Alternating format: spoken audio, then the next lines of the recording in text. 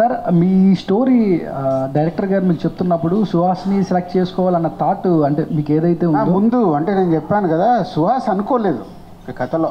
చాలామంది నాకు ఎప్పుడు ఎలా ఉంటుందంటే ఎకానమీ, ఒక మంచి సినిమా తీయాలి, ఈ సినిమా ద్వారా ఎక్కువ డబ్బులు రావాలి, ఎలా వస్తుందనే నా బ్రెయిన్ పనిచేస్తుంది. అలా అనుకుంటూ 2-3 హీరోలకు కథ నరేట్ చేసి చాలా రోజులు ట్రావెల్ అయ్యాడు.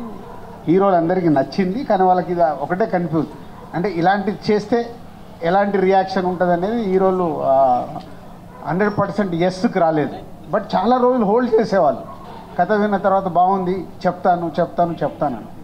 అలా అయిపోయిన తర్వాత ఒక స్టేజ్లో ఇంకా ఈ హీరోలు చేయనప్పుడు ఎందుకులే అని కొన్ని రోజులు పాజ్ ఇచ్చినప్పుడే ప్రశాంత్ నీళ్ళు కానీ అంబాలే వాళ్ళు కానీ మాకు ఇచ్చేయండి, మేము కన్నడలో తీస్తామనేవాళ్ళు. యాక్చువల్ అప్పుడు అనుకున్నాం ఇది కన్నడలో తెలుగు 2 ప్యారలల్గా తీద్దామని అంబాలి వాళ్ళతో కలిపి. కాలేదు, కొన్ని రోజులు పక్కన పెడితే బలగం రిలీజ్ తర్వాత నాకు సడన్గా సుహాస్ది ఒక సినిమా రిలీజ్ అయింది, రైటర్ పద్మభూషణ్. అది చూసా, నచ్చి ఇమీడియట్ సందీప్కి కాల్ చేసి వెంకీ అట్టూరి పెళ్ళిలో చెప్పాను ఇది ఓకే, అది నచ్చింది నాకు.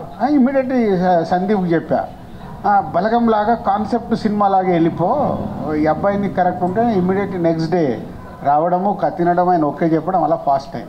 సార్ ఓటీటీలో ఎన్ని రోజులకు రావచ్చు సార్ సినిమా? ఓటీటీ ఒక ఇష్యూ ఉంది కదా sir, after 1 month. Okay, thank you sir.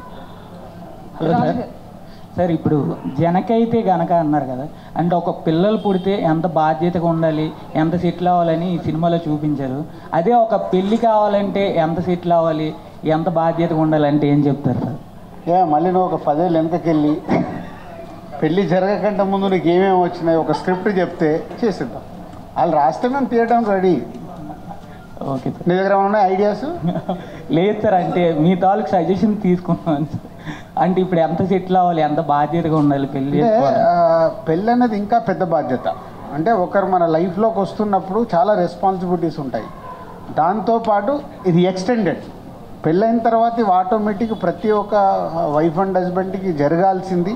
Next kids planning.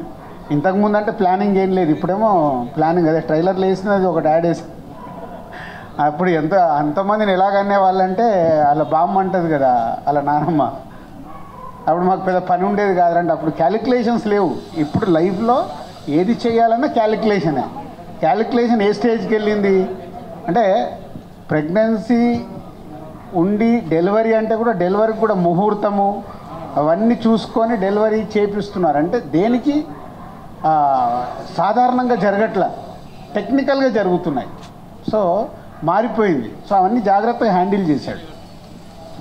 యాక్చువల్గా ఆన్సర్స్ కూడా వస్తాయి సార్. పెళ్ళి కాని వాళ్ళు కూడా ఖచ్చితంగా చూడాల్సిన సినిమా, మీకు ఆన్సర్స్ కూడా వచ్చేస్తాయి దీంట్లో.